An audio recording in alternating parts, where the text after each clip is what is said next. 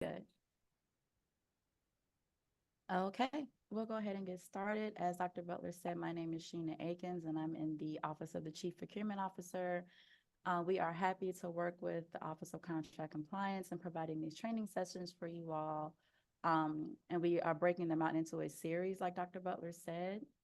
This is the beginning of this series. We're going to do a Procurement 101 session, so diving down into the different types of competitive solicitations that we do. We'll also have separate sessions on the specifics of each of those solicitation types. So if some of your specific questions or concerns aren't answered here today, feel free to ask questions. But if they're not addressed here today, they will be in the session specific to that solicitation type. So this is just kind of an overview to give you guys an idea of the different types of competitive solicitations that we do and common differences between the two. And again, if you guys have any questions, please feel free to put them in the chat or raise your hand. I'm not sure, Dr. Butler, I can't see that screen, but please let me know if there are any questions or hands raised when they come up, if you don't mind. Yeah, so I will make sure I'll be monitoring the chat for you. If you could Okay. turn your volume up just a little bit more, Sheena, because it's difficult to hear. And then also, I know your presentation isn't in full screen mode. Okay, so I can't really see. Let me do that real quick.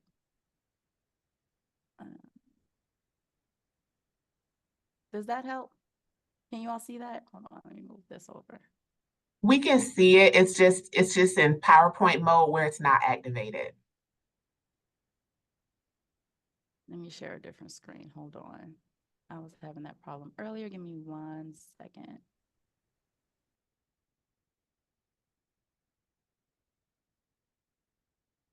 Okay. Is that better? Yes, ma'am. Okay. Sorry about that, you guys. All right. So again, this is the Procurement 101 series. We're going to do a quick introduction to the different types of competitive solicitations that we do. We do have competitive and non-competitive, but for the sake of these sessions, we're going to dive into all of our competitive solicitations first. And here we go. I don't think that, can you guys see my next slide? I'm sorry. Oh, here we go. All right, got it. Technical error, my apologies. Okay, so let's define procurement as a whole from the beginning, right? So procurement is the purchasing, renting, leasing, or otherwise acquiring of any supplies, services, or construction. This includes all functions that pertain to the acquisition as far as putting the solicitation on the street, drafting the contract, and things like that. That includes a description of the requirements, the selection of the solicitation sources, preparation of the award of the contract, and all of the phases of contract administration. It's a combined function of purchasing, inventory control, traffic and transportation, receiving and inspection, storekeeping, salvage, and disposal operations. So procurement is the acquisition from start to finish. So once the need is identified, until that need or that item is disposed of, that whole process is procurement. For the sake of this, we'll also talk about what public purchasing is. So sometimes the term procurement and purchasing are used interchangeably. So I'll define both. So public purchasing is the process utilized by public entities for the procurement of construction supplies, materials, services at the most favorable overall cost through the utilization of accepted practices that encourage competition, which is the key thing here. It's a competitive solicitation.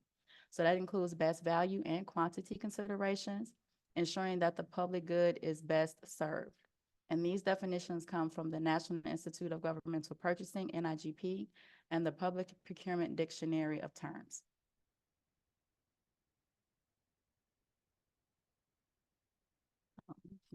There we go.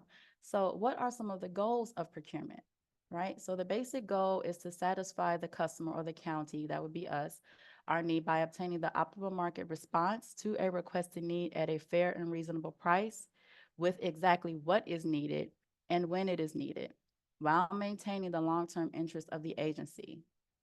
This is accomplished by minimizing business and technical risk, accomplishing socioeconomic objective, and maximizing competition, there goes that word again, while maintaining integrity. So in other words, procurement seeks to acquire the right product in the right quantity for the right price at the right time. So all of these things are taken into consideration when we talk about the goal of procurement or public purchasing as a whole. Okay. So now I'll get into some of the competitive solicitation methods, but let me just define in more detail what a competitive solicitation is. So when a competitive solicitation is our solicitations that we post to the public for everyone to have the opportunity to respond to, right? Everyone responds to the same exact scope. They have the same exact requirements, the same exact submittal documents that must be submitted at the same exact due date and time. So we make it fair and equitable for everyone who sees the opportunity to have a chance to bid on that contract. Unlike single source solicitations, which are non-competitive, like a sole source or a piggyback where we know the vendor that we're going to based on the need, competitive solicitations are the opposite. We give everyone a chance to get a contract with us via this solicitation method. And so the competitive solicitation methods that we use here at Cook County are the request for proposals or an RFP, the request for qualifications or an RFQ, or an invitations for bid or an IFB. And we'll dive down into the differences between those throughout this presentation. Also, as I mentioned before, there's going to be a session specific to each of these different types in the next couple of weeks when we continue on with the series. So first, let's get into the invitation for bid, which is one of our simpler forms of a competitive solicitation, right? So what is an invitation for bid, or what we call a bid or IFB for short? This is the preferred method for acquiring goods and some services for public use in which the award is made to the lowest responsive and responsible bidder. And we'll dive down into what those two terms mean in a second. But it's based solely on the response to the specifications and the submittal requirements set forth in the IFB. Openness is achieved by requiring public notice, so we do post these to our portal for 30 days. It's posted on the Bonfire Vendor Portal, which we'll dive down to in one of these sessions, as well as the Chicago Tribune. Fairness and efficiency are maintained by awarding contracts to the lowest responsible and responsive bidder. Competition is assured by increasing the number of suppliers' interest in the bidding on a public notice, meaning we let everyone have the opportunity to see the response and the opportunity to bid on it. So when it comes to the IFB, there's no wiggle room when it comes to the specifications or the scope, right? As a county or as an agency, we know the exact specifications that we want down to the specifics. We are relying on the vendor to just give us their best price for that exact item. There's no wiggle room unless we specify brand name or equivalent for an item or a piece of equipment. There's no wiggle room when it comes to that. You have to bid on what's listed in that solicitation, and all we're asking you to provide is pricing. So the methodology, the qualifications, those things don't apply when it comes to an IFB. Cost is the primary factor for award. So if you are responsible and responsive and you have the lowest price, you will get the award for an IFB.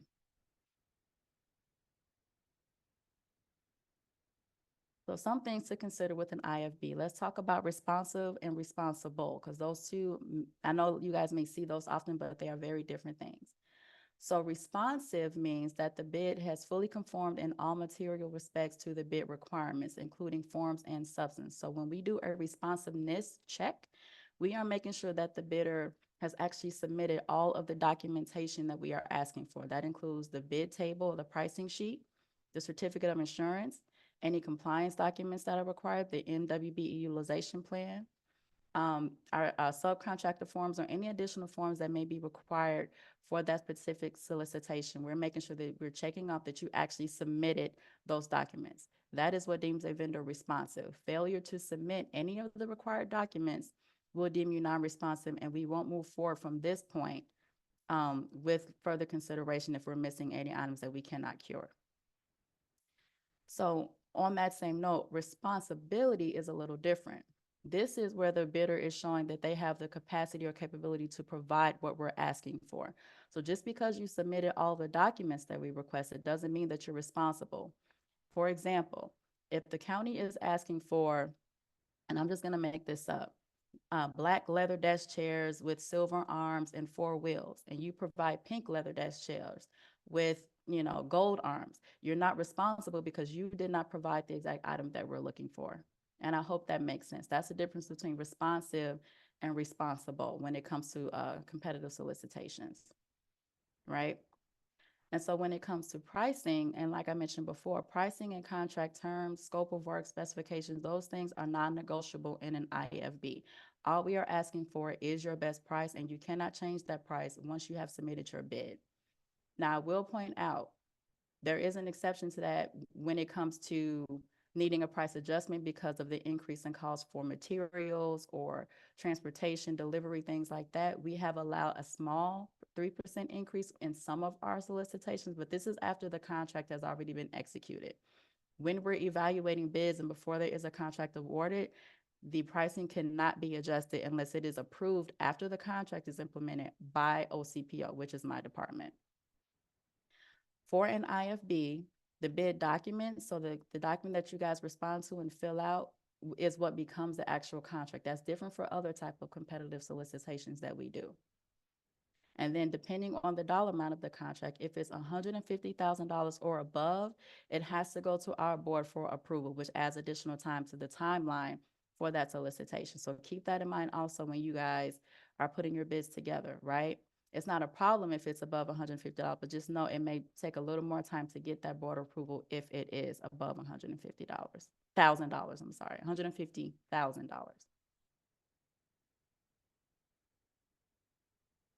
So we'll just go through the general process, and this is an overview. Again, we're going to dive down deeper into this in the session for IFB specifically. But the general process for the IFB is the public posting for 30 days, right? So we have to post these on the Bonfire Builder portal and in the Chicago Tribune for 30 days. Legally, we're required to do that for competitive solicitations at a certain dollar amount. Within that 30-day posting, we normally have our pre-bid conferences or our site visits if that's applicable. But there will always be a pre-bid conference. And this is the vendor's opportunity to gain more insight on the need or the ask, right? So you guys can have more clarity on what the specifications are, what the user department is looking for, how to fill out certain documents, what documents are required for that specific bid. This is where you guys can attend those meetings and gain more insight to the specifics for that solicitation. After we have our pre-bid conference, that is when vendor questions are due. So within a week or so after we have that conference, we open the door for you all to ask questions about and gain clarity, additional clarity that wasn't addressed in the pre-bid conference, and you post those on the portal. The buyer can see them in real time. We'll gather all the questions and post the responses to those questions in the form of an addendum or addenda if there has to be more than one. After the addenda is posted, normally a week or so after that, the opportunity closes, and that's when you no longer have the chance to bid on this particular project. But all of those things happen within that 30-day posting period.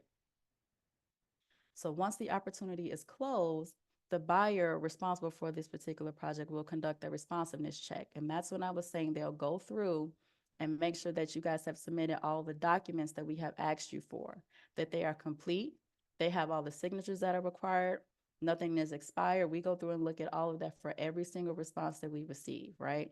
So I know a lot of times vendors will submit a response on a Tuesday and they're calling the buyer on Friday, like, what's your decision? We may not know that yet because depending on the complexity of the scope or the specifications and the number of responses we receive, that can take some time.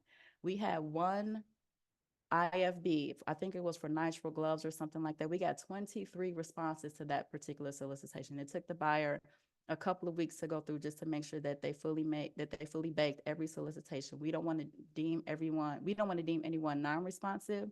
So we do our due diligence to make sure that everything is complete and accurate based on the submitted requirements. So after the buyer does their responsiveness check and the lowest responsive and responsible bidder is selected, they notify the user department. The user department will either agree, most of the time agrees with the award. If there are any issues, they let us know. But once the user department and OCPO is in agreement on the recommendation for award, this is when we'll start the background checks, right? So we're making sure that the vendor or vendors are in good standing with the state of Illinois. They don't owe any back taxes. They don't have any issues with child support or anything like that. There's also the compliance utilization plan review. So we route the MWDBE documents to compliance to make sure that the vendor is in compliance with that requirement or the goal for the contract. And once all of that is approved and fully baked, then we go to the board for approval if that contract value is going to be $150,000 or above.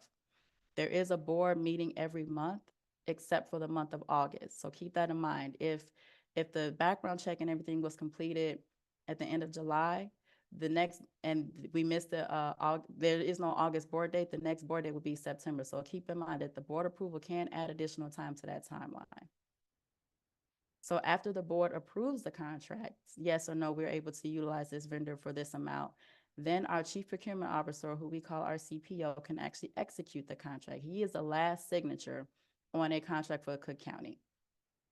And once the CPO executes that contract, the contract and the purchase order are sent to the awarded vendors or the awarded vendor for their reference. And then you're able to communicate with the user department and actually start the work. And the total estimated timeline for an IFB is 4 to 6 months, because again, 1 month is posting, 1 month is the review, 1 month is board approval if it's required, and then any other actions that need to take place that we cannot account for. So for example, if we're doing our responsiveness check and we notice that there's a signature missing on a document or the contract number is incorrect or something like that, the buyer will reach out to the vendor to remedy those items, and that can also add time because a lot of our documents have to be notarized or refilled out so that the signature date is current. Whatever the circumstance may be, we give ourselves enough time for that wiggle room before we actually execute the contract. So keep in mind that a bid can take from anywhere from 4 to 6 months. We've had some be closer to 3. We've had some be closer to 9, but the average is 4 to 6 months for an IFB.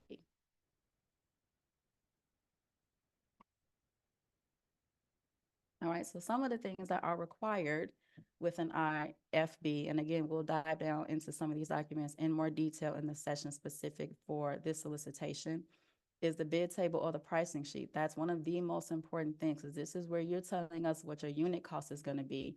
And this is what we're using to determine award, right? So that bid table is important. That's where the competition comes in. Our economic disclosure statement, or the EDS, I'm not sure how many of you are familiar with that. It is a complex document, and there are several parts to that document that have to be completed.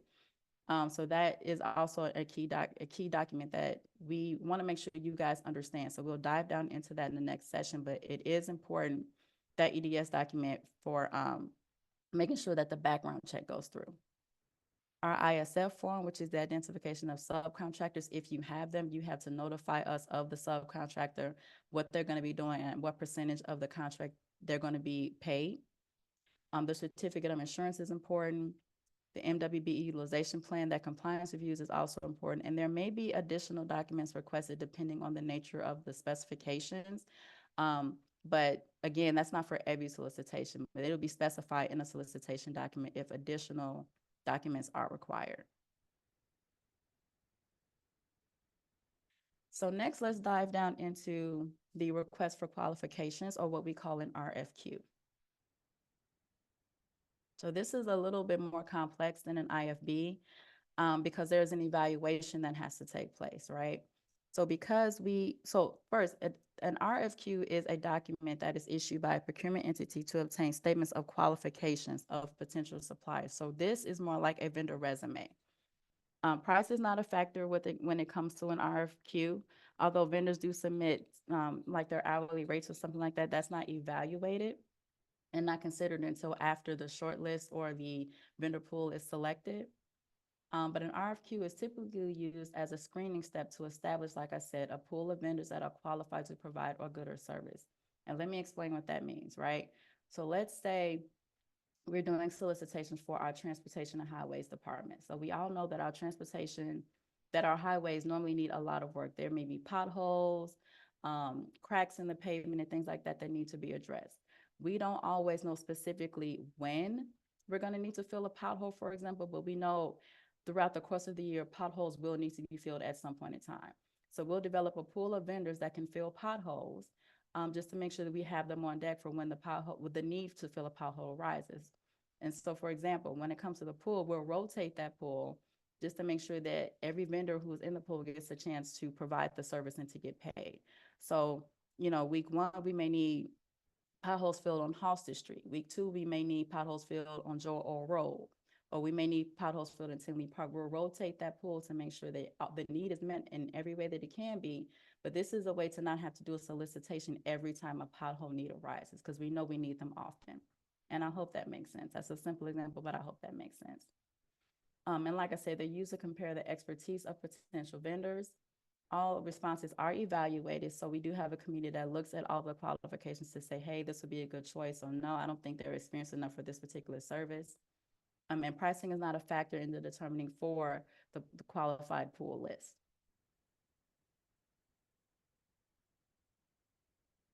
So some things to consider when it comes to the RFQ. Like I mentioned, price may be provided by the vendor if that's their choice, but it's not a part of the evaluation or the determining for the pool.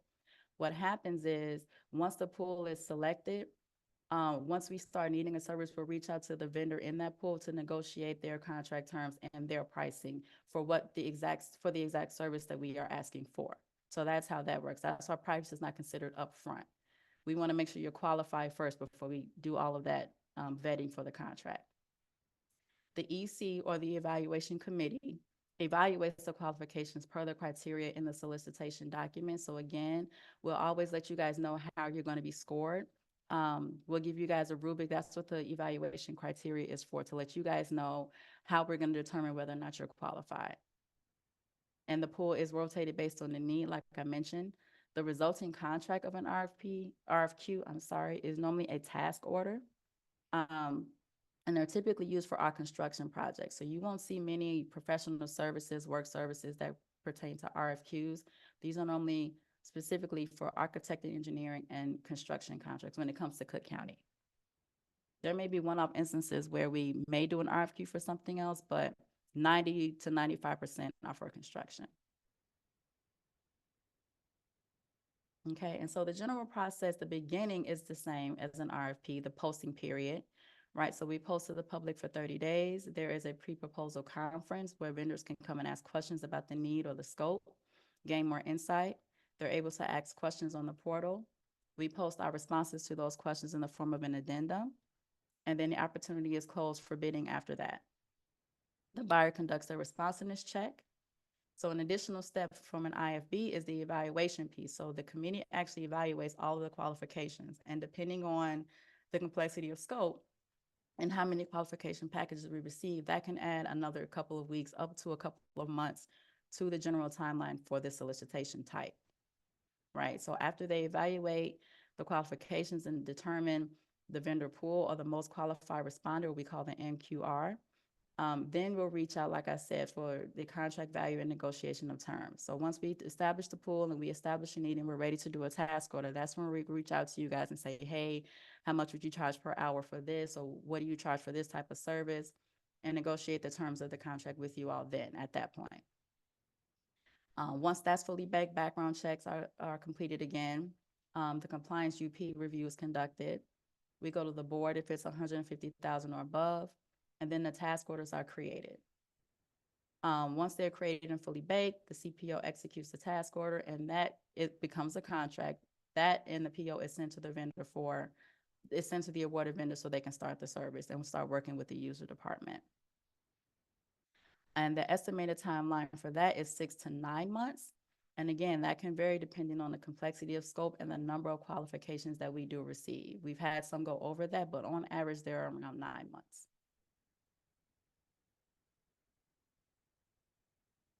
Oh, let's just say RFQ, I apologize. So some of the requirements of an RFQ, a cover letter. We always require a cover letter from the companies submitting.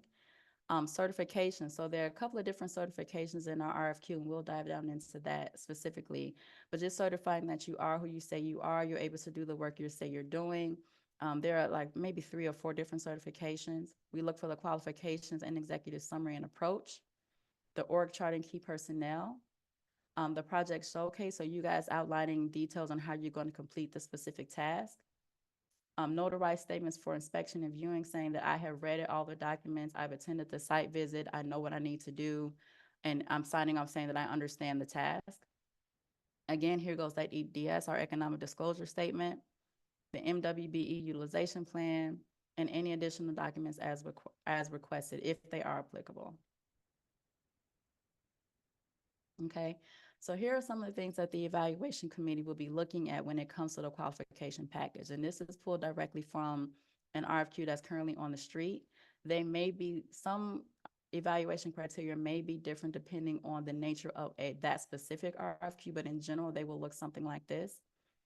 So we're looking at the experience, capability, and capacity of the respondents' team, the quality of proposed project approach and work plan, and the understanding of the county's goals, the experience, qualifications, and availability of the key personnel.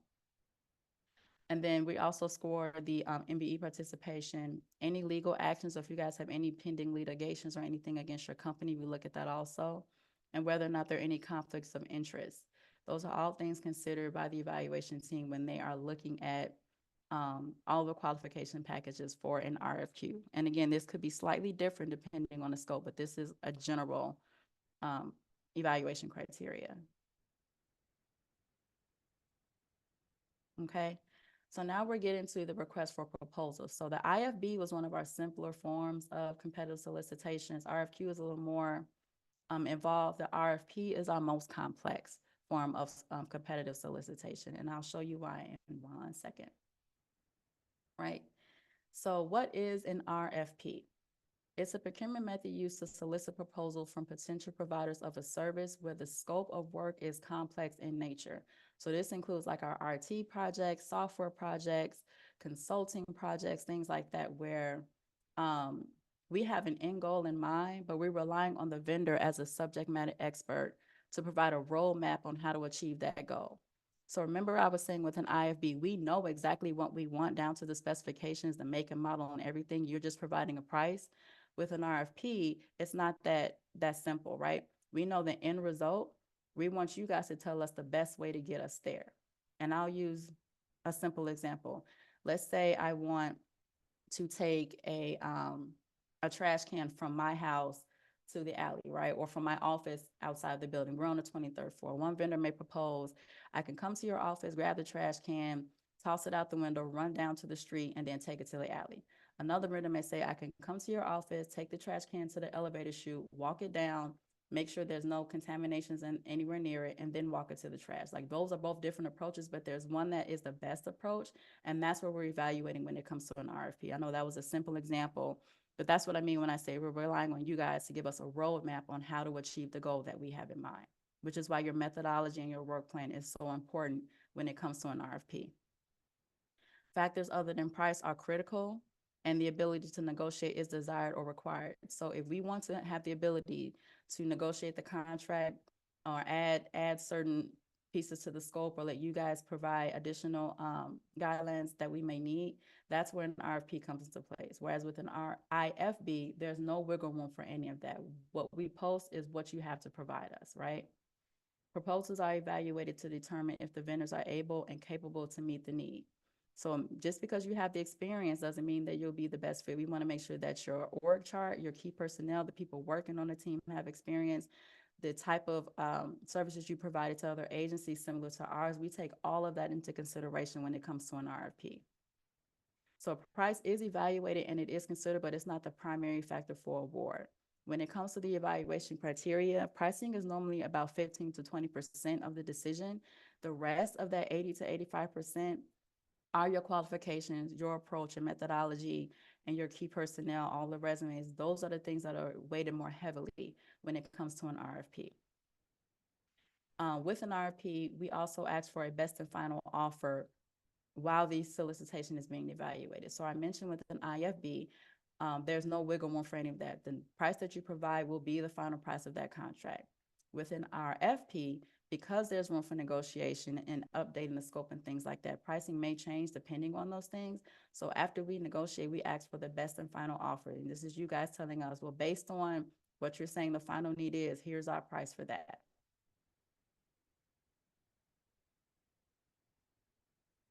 So a couple of things to consider when it comes to an RFP, and I want to make sure that I keep stressing this, and because we get these questions a lot. The evaluation process may be lengthier depending on the complexity of the scope and the number of proposals we receive, right? So, for example, we won't know how long the evaluation will take until the solicitation closes and we actually open all of those responses. We may get 4 responses that are 100 pages apiece. We've had as many as 13 responses that are 400 pages apiece. And the evaluation committee has to read each of them just to make sure we're making the best selection for award that we can for our agencies, right? And that can take additional time. So the evaluations could take 1 month. They could take as many as 4 or 5, depending on the complexity and the number of proposals that we receive. So I want you guys to keep that in mind too, which is why RFPs normally take considerably longer than any other type of solicitations that we do. That's the first part that can take time. The second part is negotiations. And I'll dive into this in the RFP specific session. But one of the things that we allow in the RFP is for the vendor to redline our contract. With the RFP document, we actually give you guys what the actual contract document will be. And we let you guys make suggestions or red lines to the terms and conditions if they don't work for you. You can provide alternative language, but that language and those red lines have to be reviewed by our legal counsel before we can actually fully bake that contract. And that can take additional time. So you guys provide red lines. We look at the red lines, and if we don't agree, we provide you suggestions, and we can go back and forth about that for months until both parties agree on the terms and conditions of that contract. Because again, we don't want these contracts to be one-sided. We want them to be fair for both the county and the vendor to build a positive business relationship. So negotiations for an RFP, I have seen them take 3 to 4 months alone just for the negotiation period, because it can be that lengthy. And if it's a complex project, it will definitely take that long, right? So another thing to consider is not every vendor who submits a response will be shortlisted. So remember, I was saying in the beginning of the discussion of RFPs, we evaluate proposals and then we select a shortlist. That's the vendors who have scored at a certain percentage or higher for that particular project. We reach out to them specifically. If vendors scored a lower than a percentage that the committee has agreed on, they're no longer considered for award. So the short list of vendors will be the ones contacted for oral presentations and a best and final offer once we get to that phase.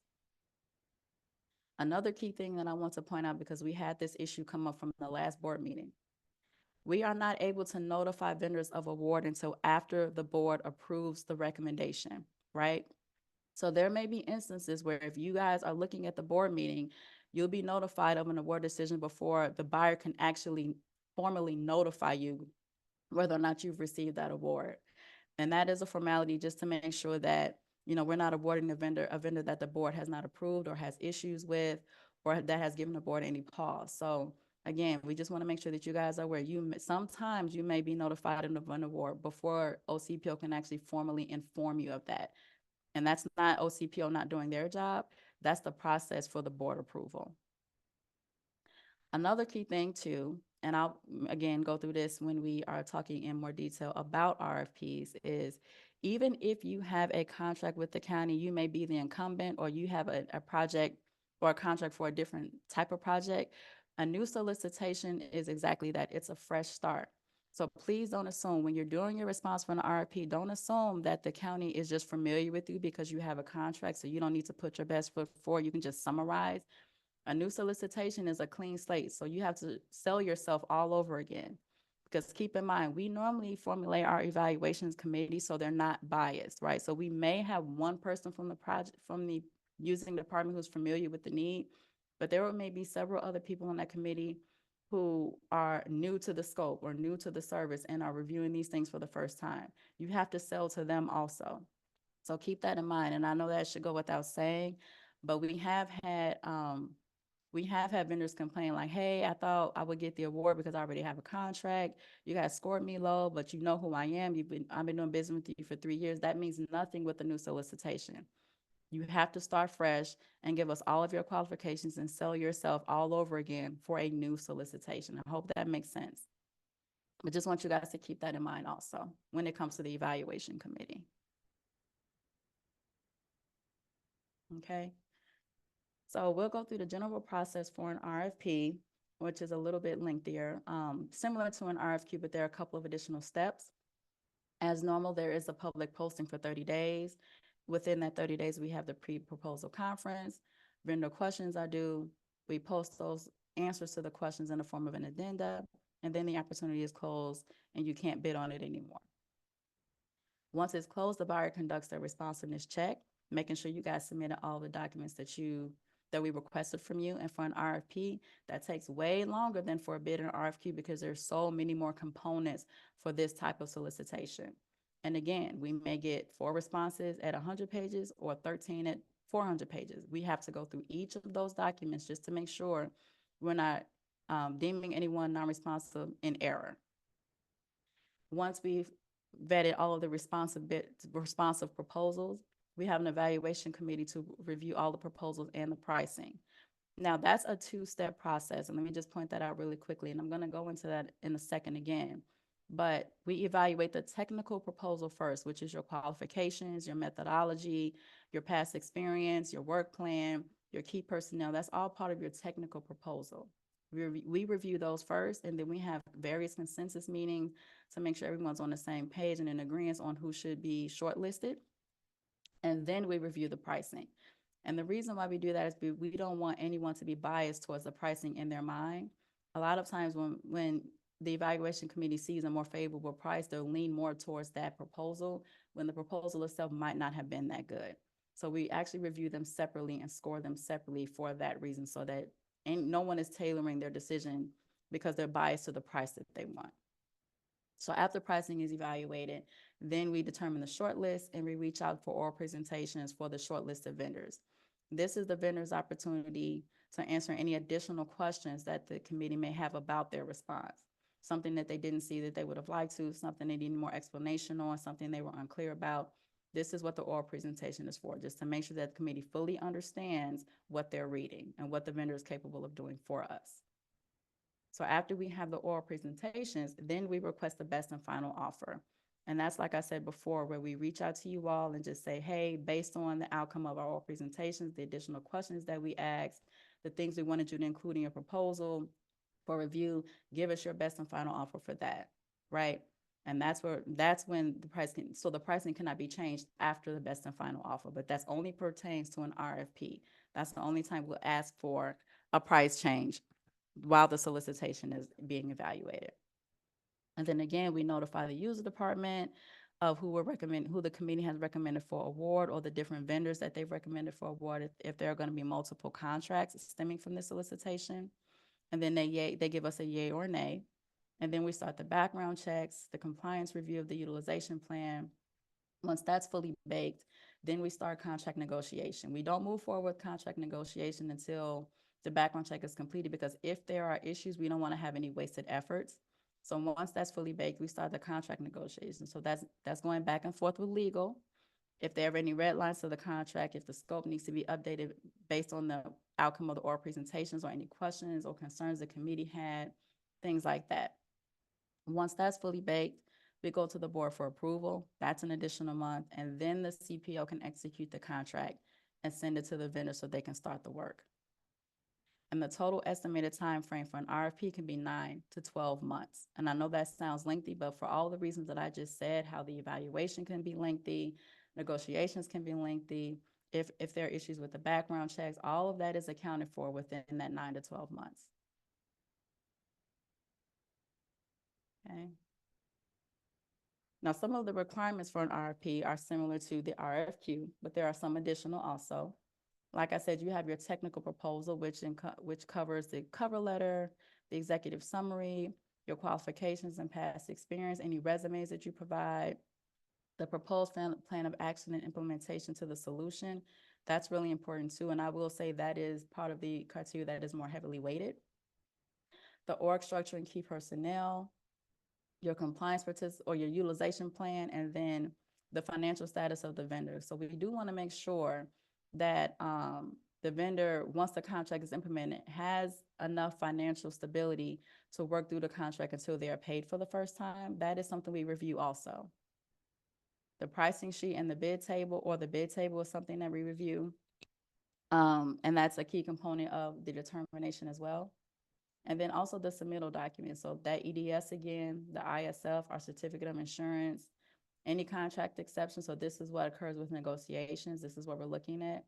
And any other documents that may be needed for that specific type of solicitation. So that can be the consulting and auditing form. That can be the business associate agreement. It can be whatever pertains to this particular RFP. it'll be listed in the submittal requirements, but there may be additional other than the ones I've listed here. Okay, and so when it comes to the evaluation, they're a little more extensive than an RFQ. So here are some of the things in general that the evaluation committee may be looking at. There may be some additional depending on the nature of the scope, but on average here, these are a list of some of the things that committee does look at. The quality of proposed plan of action, the project approach, the project management and methodology, including implementation. And that's important because especially if it's a software or IT project, we want to know how long it's going to take you guys to transition into the new system with us. Support in the post-implementation phase, and then just making sure you guys have an overall understanding of the needs, the goals, and objectives of this RFP based on what you've put on paper.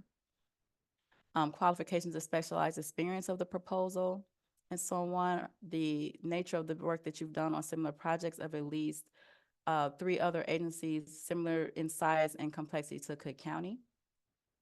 Qualification and experience of the key personnel as evidenced by their resumes via relevant experience. The utilization plan, the level of participation there, that's also scored in most of our RFPs. And as I mentioned before, the financial stability of the proposal, and then making sure that the pricing is fair and reasonable to fulfill the requested scope of work. These are some of the things, and there can be more, but these are on average some of the things that the evaluation committee reviews when they're looking through all of your proposals for an RFP. So other factors to consider, and like I said, the oral presentations, that does not occur normally that never occurs within an IFB, and sometimes occurs with an RFQ. But it's typically with the shortlisted vendors or the top ranked proposals. So the evaluation committee will go through everything and say, hey, everyone who reached a 70% or above, we'll go ahead and shortlist with them. Or let's say maybe the top half of the vendors, regardless of the score, we'll shortlist them. And like I said, this provides the proposers an opportunity to answer any of the questions or concerns that the committee has. We do request the best and final offer for an RFP. For the most favorable pricing based on the outcome of those presentations. We have negotiations, like I mentioned before, where we allow the county and the department and the vendor to go through and make sure that all of the scope is fully baked. Items will remove that don't need to be there or added that do need to be, and so on and so forth. And then we go through all the red lines with our legal department. And then lastly, there's board approval. If the contract value is $150,000 or more, we do have a board meeting every month, excluding the month of August. So these are just a couple of other quick tips when it comes to an RFP. All right, so here's a side-by-side comparison, general summary for each of the types we just discussed today. The IFB is solely based on price. We know exactly what we want, just provide your best price for it, for that item or that service. An RFQ is more like a resume. Just show us how you're qualified to provide this service or to do this particular job. And then the RFP is the most complex type of solicitation, right? So just provide your roadmap on how you're going to meet the proposed need that we are asking for.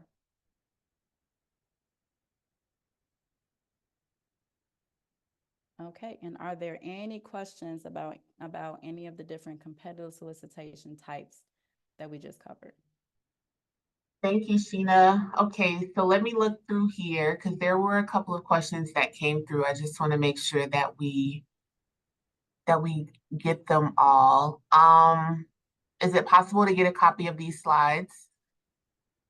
Yes, so I will send them to you, Dr. Butler, and you can post them to your portal. And I can also add them to our vendor blast. I'll try to do that, so I'm not sure if it allows presentations, but we'll make sure that you guys have them some kind of way.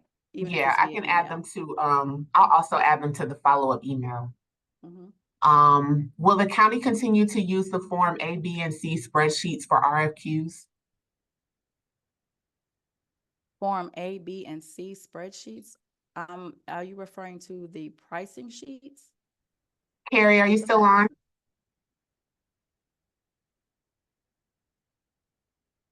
If Carrie's still on, she can come off mute. In the meantime, let's go to another question. Okay. When submitting an RFP, will you be notified that you don't make the short list, and will you be provided a reason why? So typically, the answer to that is yes. Once we get close to the board day, we are able to notify vendors that, hey, you're no longer considered for award. So at a minimum, you'll get that much. We just won't be able to divulge who was actually awarded. So the answer to that question is yes. It'll be a Okay, formal letter from the buyer. great, because I think that definitely is a question. And part of the feedback is that I've seen before is part of the questions that I've seen before is, do we get feedback about that if there was something that was submitted?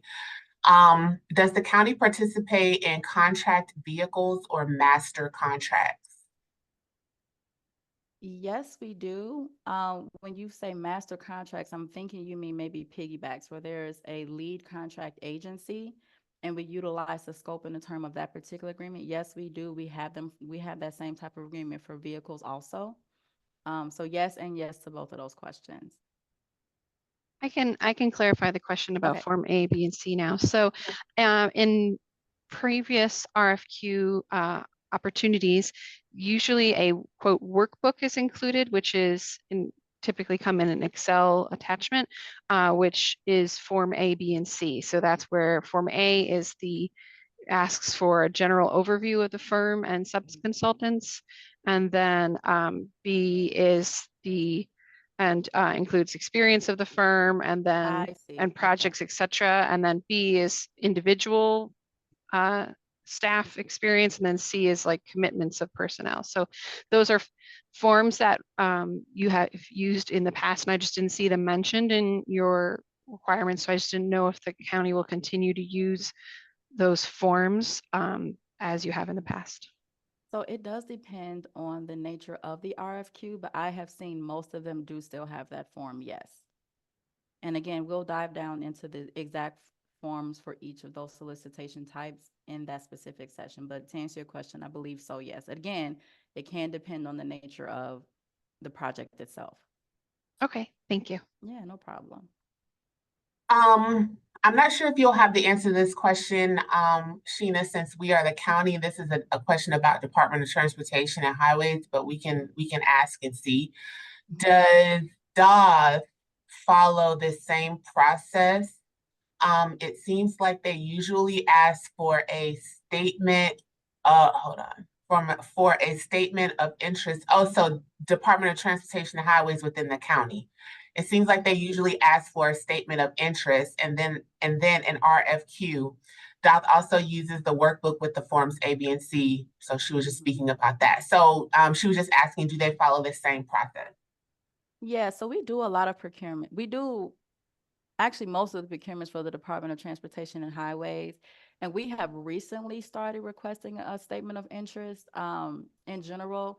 And I can add that to the RFQ session when we get to it. But the answer to that first part is yes. Sometimes we do ask for a statement of interest. That's not required for all of our RFQs. And again, it is a newer type of thing that we're doing. But to answer your question, yes, we do still have RSIs. And then we'll do the RFQ, and I'll point that out when we get to that session. And depending on the scope, again, forms A, B, and C can be utilized. And I believe there was another part to that question. Did I answer the whole thing? Yeah, she was just making Okay. mention of what we were when we were trying to figure out the form A, B, and C, but the young Yes. lady came on and clarified. Okay, gotcha. Okay, and let's see, Phil, I'm actually putting the website in there for you now.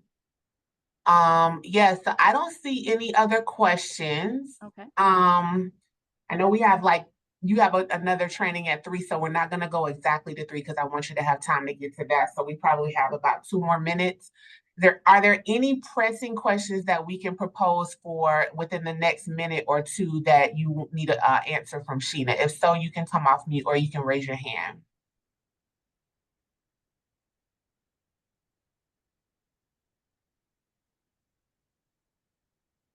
Okay, I don't think I see anybody. Okay.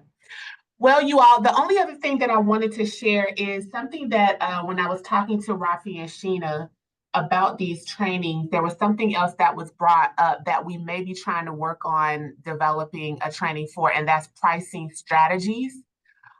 because we do know that while while we do not have the ability to tell you how to bid, how to price your price for your services, we can't do that. There are some strategies, or there's something that could possibly help you in determining that, or kind of giving you more information on that. So I think that's something that we're still kind of working through and seeing if we can connect with someone who can train on that, because I know that that's also been some feedback, is how to actually price your services and your for the RFP or the RFQ. So let me see if there's what's the training at 3? Oh, that's something that she's doing herself. And Natasha's like, what is training at 3? It's not us. It's not me, Natasha. It's something that Sheena has to do. Something separate. Yeah, it's something totally separate. All right, you all. Well, thank you so much for being here. I will, as I mentioned, I will make sure that I send out the follow-up email tomorrow morning. Probably late tomorrow morning, I'll send that out, and that'll have the attachments to it. You also have the chat printout in there as well. So if there's anything that was placed in the chat that you'll be able to refer to, will be in there. And then, of course, the link to next Tuesday's training. You don't want to miss that one, because that training, she's actually going into, I believe it's RFPs and RFQs that she's going into next Tuesday. And that's going to be from 1 to 2:30. So it's going to be a little bit of a longer training, just so we can make sure that we answer any questions, since it's going to be a little bit more elaboration provided. So you'll see that in the email tomorrow. All right. Thank you all so much for being here, and we will see you next week. Thanks, Sheena. Thanks, everyone. Bye. Thank you.